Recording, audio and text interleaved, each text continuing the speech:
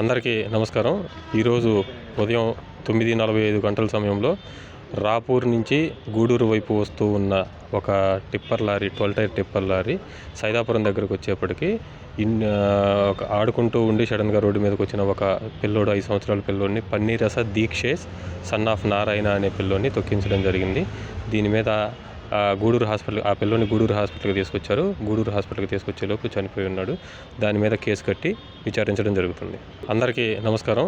ఈరోజు ఉదయం 9:45 గంటల సమయంలో రాపూర్ నుంచి గూడూరు వైపు వస్తూ ఉన్న ఒక tipper lorry, 12 tyre tipper lorry Saidapuram దగ్గరకు వచ్చేప్పటికి ఆడుకుంటూ ఉండి సడన్గా రోడ్డు మీదకి వచ్చిన ఒక పిల్లోడు, 5 సంవత్సరాల పిల్లోడిని, పన్నీరస దీక్షేష్ సన్ ఆఫ్ నారాయణ అనే పిల్లోడిని తొక్కించడం జరిగింది. దీని మీద గూడూరు హాస్పిటల్, ఆ పిల్లోని గూడూరు హాస్పిటల్కి తీసుకొచ్చారు. గూడూరు హాస్పిటల్కి తీసుకొచ్చేలోపు చనిపోయి ఉన్నాడు. దాని మీద కేసు కట్టి విచారించడం జరుగుతుంది. చరిత్ర సృష్టించినోడు ఇప్పుడు ఆ చరిత్రని తిరగరాయబోతున్నాడు.